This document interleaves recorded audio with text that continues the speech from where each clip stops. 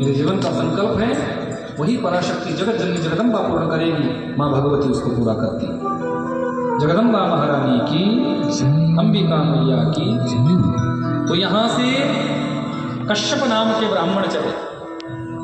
जब पता चला कि आज वो 7वां दिन है, तक्षक आएगा संत के वचन को पूर्ण करने के लिए, तो कश्यप नाम के ब्राह्मण चले हैं और जिस मार्ग से तक्षक आ रहा था उसी मार्ग से ये भी आए, दोनों का मिलना।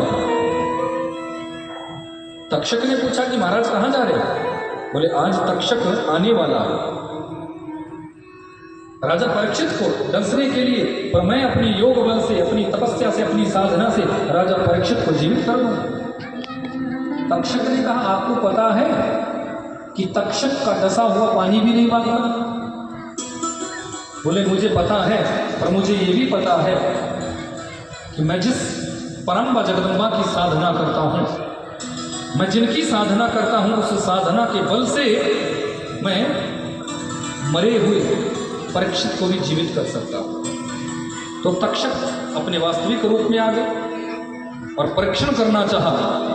सामने एक वट वृक्ष, उस वट वृक्ष पर एक व्यक्ति बैठा हुआ है। तक्षक ने अपनी विषाक्त फूंक उस वट वृक्ष पर डाली। देखते ही देखते वो वट वृक्ष धू कर जलने लगा, राख की ढेरी में परिणित हो गया। वो वृक्ष तो जला ही जला है, और उस वृक्ष पर बैठा हुआ वो मनुष्य भी जलकर राख हो गया। तक्षक ने कहा कि मैंने अपना प्रभाव दिखाया और तुम अपने मंत्रों का प्रभाव दिखाया। कश्यप नाम के ब्राह्मण ने अपने जल के पात्र से जल निकाला है और उसको अभिमंत्रित किया। जल को अभिमंत्रित किया और राख की ढेरी पर छिड़क दिया है। और जैसे ही राख की ढेरी पर छिड़का है बंधुओं, आश्चर्य, पुनः वो वटवृक्ष जैसे पहले उससे भी बड़ा है। इतना बड़ा तप है, इतना बड़ा तपस्वी है, ये तो राजा परीक्षित को जीवित कर देगा। कहा महाराज आप राजा परीक्षित को जीवित करने के लिए क्यों जा रहे हैं? बोले राजा परीक्षित मुझे दक्षिणा देंगे। बोले जितनी दक्षिणा आपको वो देंगे उससे दुगनी मैं देता हूँ, पर आप यहाँ से चले जाओ।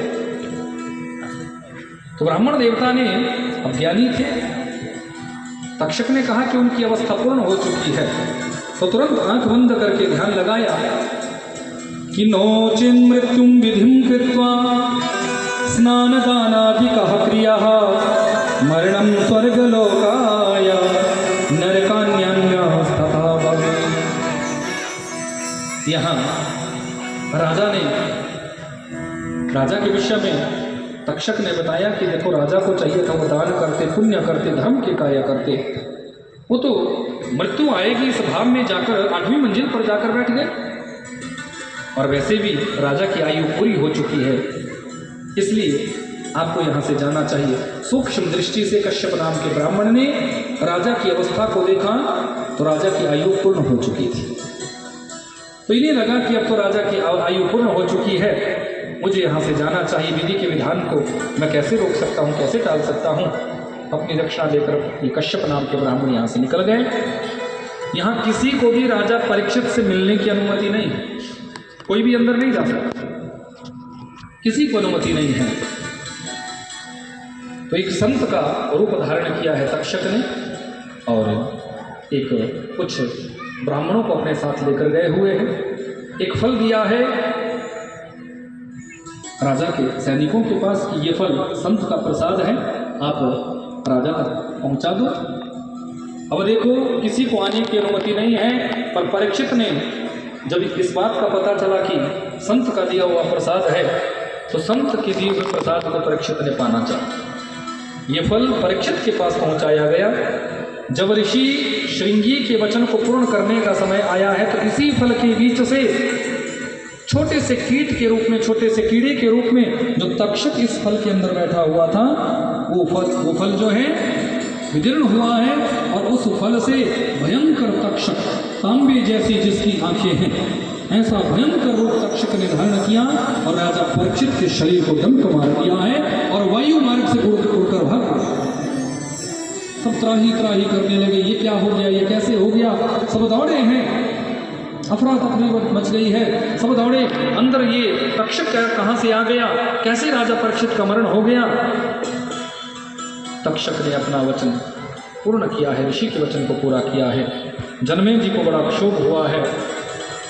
जनमेजय जी ने अपने पिता के प्रति विचार किया कि मेरे पिता का सर्पदंश से मरण हुआ है। देखो, अकाल मृत्यु में यदि कोई मरता है, सर्पदंश से यदि किसी का मरण होता है, स्त्री के द्वारा यदि कोई मारा जाता है, पानी में डूबकर यदि कोई मरता है, तो उसकी मुक्ति सहज नहीं होती, उसकी मुक्ति सहज नहीं होती।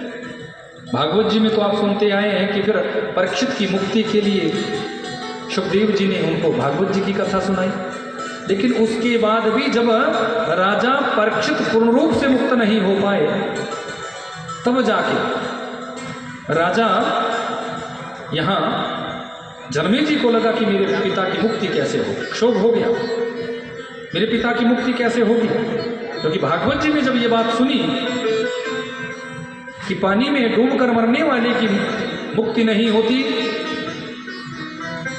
स्त्री के द्वारा मारे जाने पर मुक्ति नहीं होती, अकाल मृत्यु में यदि कोई अल्पायु में मरता है उसकी मुक्ति नहीं होती, सोचा मेरे पिता की, अभी मेरे पिता की तो पूर्ण आयु थी ही नहीं, और सर्पदंश से मेरे पिता मरे हैं तो मुक्ति कैसे होगी। उसी समय उतंक नाम के एक मुनि, जिन्होंने आकर जनमेजय जी को उकसाया, सर्पों से इनकी पुरानी शत्रुता थी, पुरानी शत्रुता, क्योंकि ये सर्पों से बैर रखते थे, इसलिए उकसाया है। आकर कहा कि देखो, आपके पिता को तक्षक ने मारा, इसलिए आप सर्पों को मारो। वो पुत्र ही क्या जो अपने पिता के मरने का बदला ना ले।